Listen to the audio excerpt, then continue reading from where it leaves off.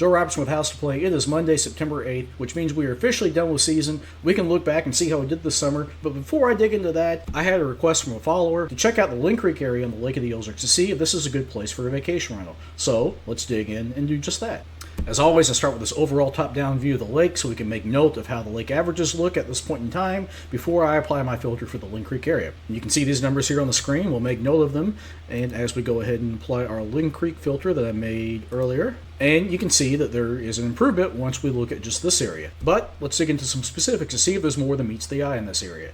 The first thing I want to do is check out how the listings are broken out. And you can see that within this area, there's only 100 active listings. That's not a whole lot.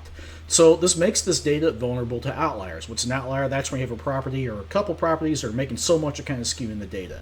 I also will note that this bedroom breakout here has some other interesting data in it, where that 5+ bedroom makes up over 25% of the overall listings. What if we remove that filter again here briefly, you see for the lake average it's only 12%. So it appears that there are more larger houses here on average than the rest of the lake.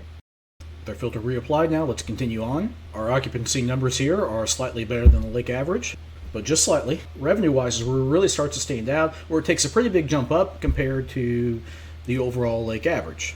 But something I always like to do is figure out how many condos are in here, because you know how I feel about those. I've covered that in other videos. And find our apartment, which will filter out condos. And you do see that huge drop-off with the condos, but how many are actually in here? Let's go back to our listings. So 14 of these 100 are condos. So you have 14 condos kind of pulling down the average, and then you have those big 5+ bedrooms that are pushing the average up. And let's go ahead and check those out. We'll go ahead and click on our top short-term rentals button, which will give us our purple dots that you all love so much.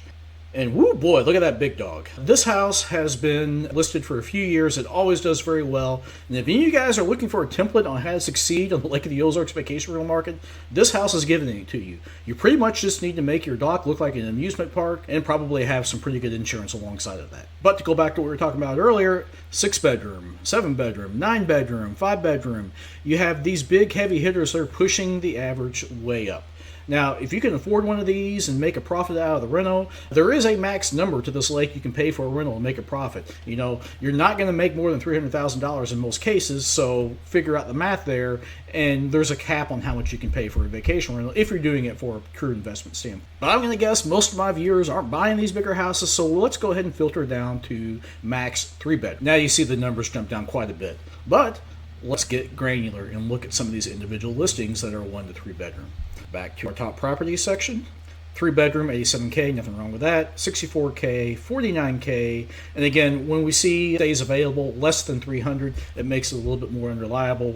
We're not sure how much of this is in season versus off season, but you do see what I call reasons for optimism if you're looking to purchase a smaller, cheaper property, such as this 1 bedroom, 1 bath, sleeps 4 that netted almost $40K last year. And if you click on this, we get to see the Airbnb listing. Let's do show all photos. And we scroll through here. This is just a rustic cabin. We're scrolling. Looks great. Lake's nowhere in sight.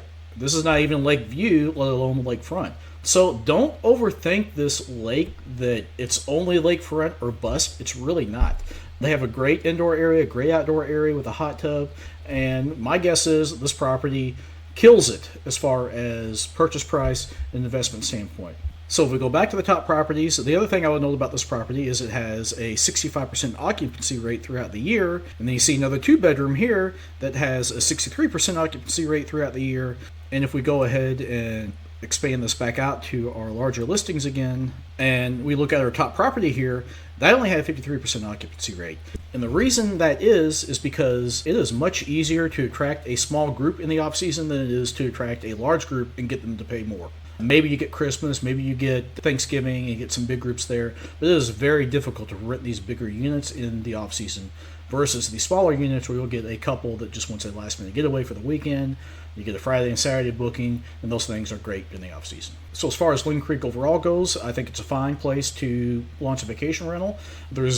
It does not look oversaturated. This actually, I don't know too much about this part of the lake. It's kind of far from my listing, but there's this big gap here without any rentals at all. But it should do fine whether you have a big property or a small property, as long as you manage your listing professionally and do a good job. And if you need any help with that, let me know. Joe Robertson with the House to Play. Have a great week, and I'll catch you next time.